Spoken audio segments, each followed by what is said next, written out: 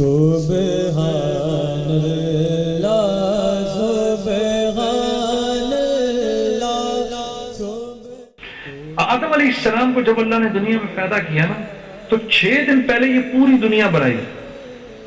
سورج، چاند، ستارے، زمین، پہاڑ، پھل، فروٹ، سبزیاں، جانور، پرندے، چرند پرند، یہ کیڑیاں اور یہ سب سمندر کی مچھلیاں سب بنا کے آخری دن جمعے کے دن عصر کی نماز کے بعد آدم علیہ السلام کو پیدا کیا. اور ان کو جیسے کسی کے گھر کی چابی نہیں دیتے، یہ لے بھائی یہ گھر کی چابی، آپ کا کام بینک آ کر کام کرنا ہے، اس میں گھر میں نہیں پڑنا. تو اللہ نے پوری کائنات بنائی ہمارے لیے اور ہمیں بنایا اپنے لیے. کائنات کی ہر چیز کی قیمت میں لگاتا ہوں. کون لگاتا ہے؟ میں لگاتا ہوں.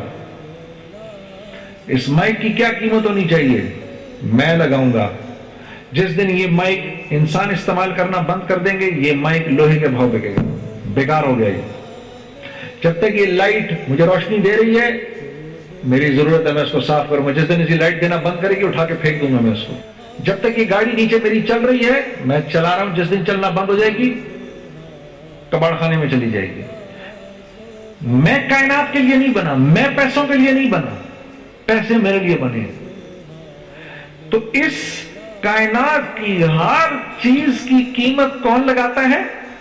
انسان. میں لگاتا ہوں. اور میری قیمت کون لگائے گا؟ اللہ. کیوں؟ کیونکہ مجھے اللہ نے اپنے لیے بنایا. تو میں نے کہا اس لیے پیدا کیے گئے ہیں ہم، اس لیے بھیجے گئے ہیں. اور وہ زندگی گزارنی کیسے ہے وہ محمد مصطفیٰ نے ہم کو بتائی ہے کہ وہ زندگی کیسے گزارنی. جس کے جسم سے جتنے رسول اللہ کے طریقے نکلیں گے اس کے جسم سے اتنا ہی نور نکلے گا. جس کے جسم سے جتنے رسول اللہ کے غیر کے طریقے نکلیں گے اس کے جسم سے اتنی ہی تاریکی اور ظلمت نکلے گی. اور نور اپنا اثر کہاں ڈالتا ہے؟ دل پر. نور اپنا اثر کہاں ڈالتا ہے؟ دل پر. ظلمت اپنا اثر کہاں ڈالتی ہے؟ دل پر. دل پر. تو دل کالا ہو جاتا ہے. جب دل کالا ہو جاتا ہے تو قرآن میں اب دل نہیں لگتا، قرآن سنا ہی نہیں جاتا.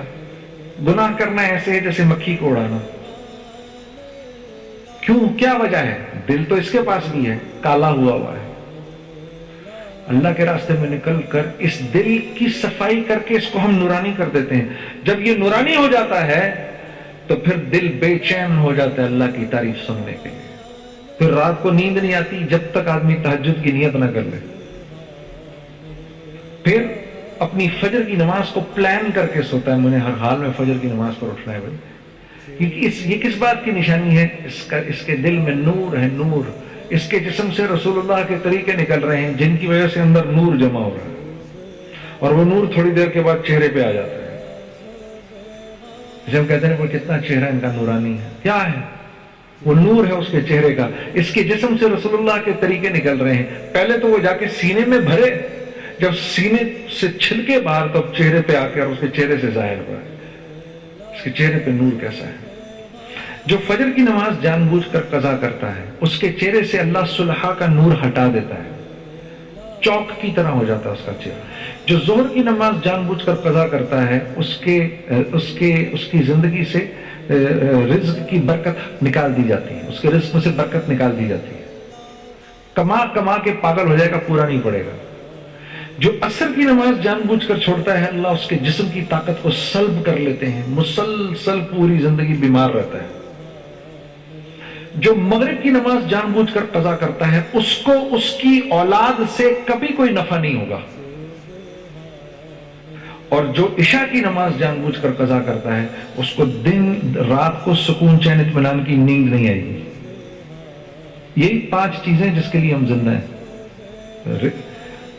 چہرے کی خوبصورتی، رزق میں برکت، جسم کی طاقت، اولاد اور میرا جو کنبہ ہے اس کے اندر آپس میں محبت، اور رات کو سکون چین کی نیند. یہ 5 کا تعلق کس سے ہے؟ 5 وقت کی نماز سے.